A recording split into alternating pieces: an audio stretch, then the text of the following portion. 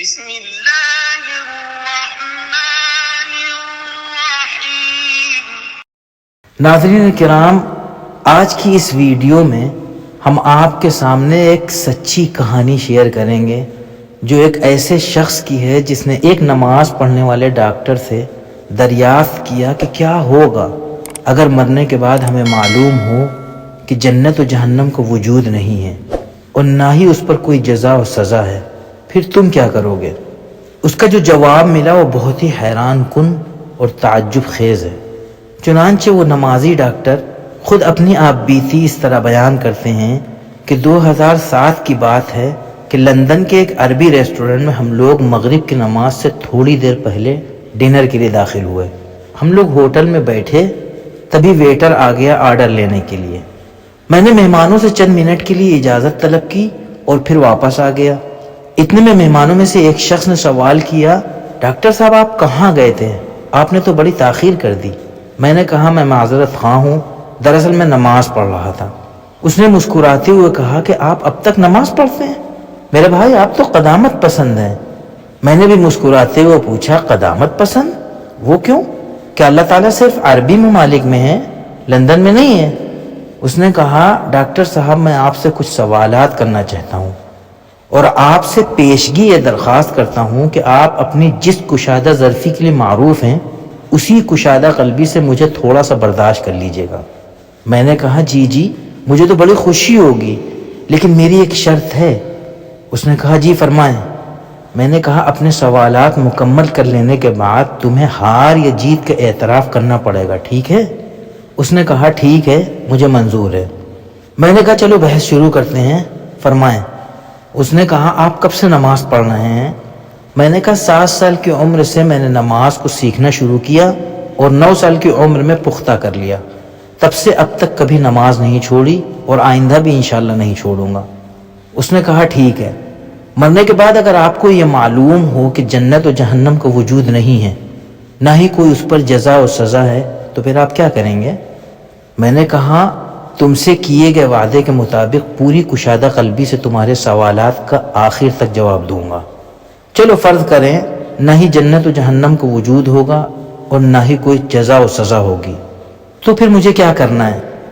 کیونکہ دراصل میرا معاملہ ایسا ہی ہے جیسا کہ علی ابن ابی طالب رضی اللہ عنہ کا تھا، جب انہوں نے یہ فرمایا الہی میں نے تیرے عذاب کے خوف اور جنت کی آرزو میں تیری عبادت نہیں کی ہے، بلکہ میں نے اس لیے تیری عبادت کی ہے کیونکہ تو عبادت کے لائق ہے۔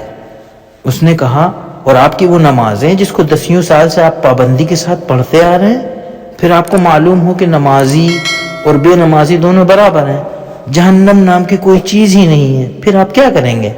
میں نے کہا مجھے اس پر بھی کچھ پچھتاوا نہیں ہوگا، کیونکہ ان نمازوں کو ادا کرنے میں مجھے صرف چند منٹ ہی لگتے تھے، چنانچہ میں انہیں جسمانی ورزش سمجھوں گا۔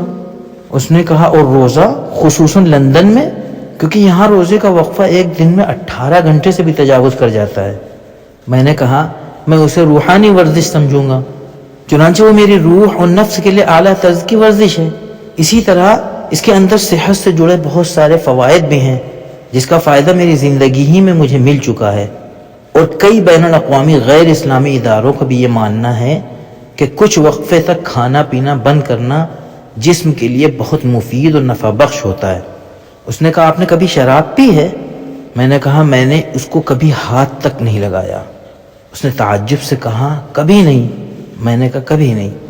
اس نے کہا اس زندگی میں اپنے آپ کو شراب نوشی کی لذت اور اس کے خمار کے سرور سے محرومی کے بارے میں کیا کہیں گے اگر آپ کے لیے وہی ظاہر ہوا جو میں نے فرض کیا ہے؟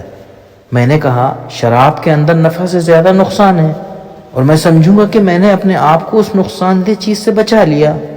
چنانچہ کتنے ہی لوگ ایسے ہیں جو شراب کی وجہ سے بیمار ہو گئے، اور کتنے ہی ایسے ہیں جنہوں نے شراب کی وجہ سے اپنا گھر بار، مال و اسباب سب تباہ و برباد کر لیے۔ اسی طرح غیر اسلامی اداروں کے عالمی رپورٹ کو دیکھنے سے بھی پتہ چلتا ہے کہ وہ بھی شراب کے اثرات اور اس کو لگاتار پینے کے انجام سے متنبع کرتے ہیں۔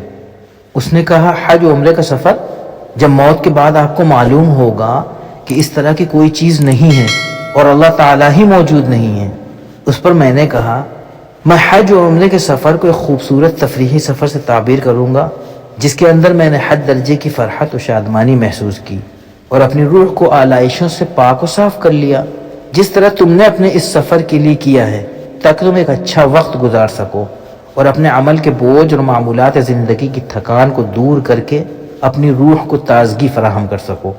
وہ میرے چہرے کو کچھ دیر تک خاموشی سے دیکھتا رہا، پھر گویا ہوا، آپ کا بہت بہت شکریہ کہ آپ نے میرے سوالات کو بڑی کشادہ قلبی کے ساتھ برداشت کیا۔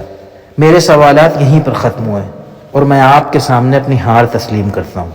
میں نے کہا، تمہارا کیا خیال ہے؟ تمہارے ہار تسلیم کرنے کے بعد میرے دل کی کیفیت کیا ہوگی؟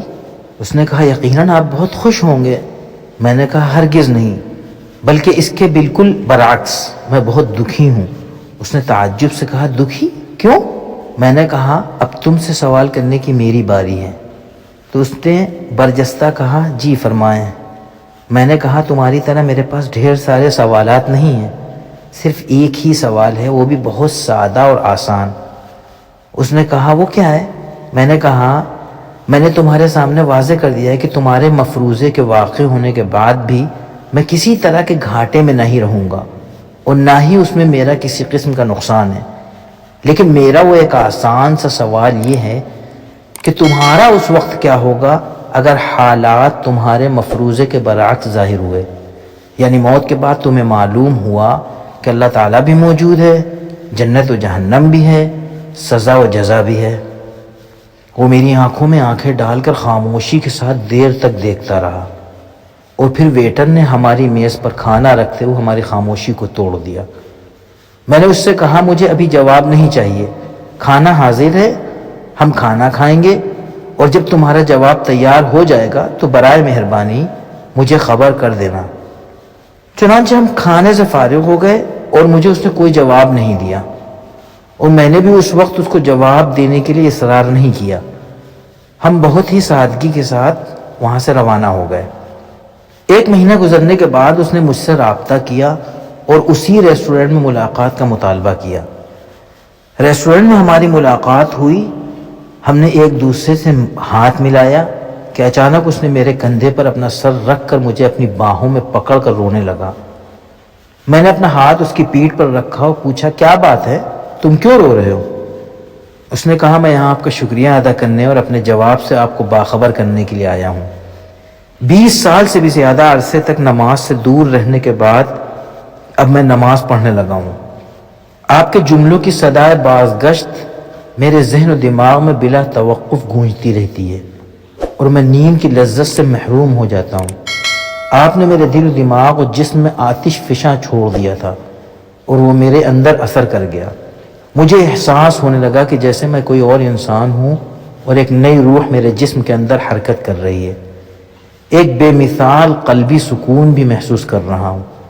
میں نے کہا، ہو سکتا ہے جب تمہاری بصارت نے تمہارا ساتھ چھوڑ دیا ہو تب میرے ان جملوں نے تمہاری بصیرت کو بیدار کر دیا ہو۔ اس نے کہا، جی بالکل ایسا ہی ہے، یقیناً جب میری بصارت نے میرا ساتھ چھوڑ دیا تو آپ کے ان جملوں نے میری بصیرت کو بیدار کر دیا۔ میرے پیارے بھائی، آپ کا تہ دل سے شکریہ کہ آپ نے ہم کو بے نمازی سے نمازی بنا دیا۔ اس طرح کی مزید اسلامی معلوماتی ویڈیوز کے لیے آپ ہمارے چینل اسلامیات قطر کو سبسکرائب کر لیں اور بیل آئیکن کو دبا دیں تاکہ ویڈیو اپلوڈ ہوتے ہی آپ کو نوٹیفیکیشن مل جائے۔ جزاکم اللہ خیرا۔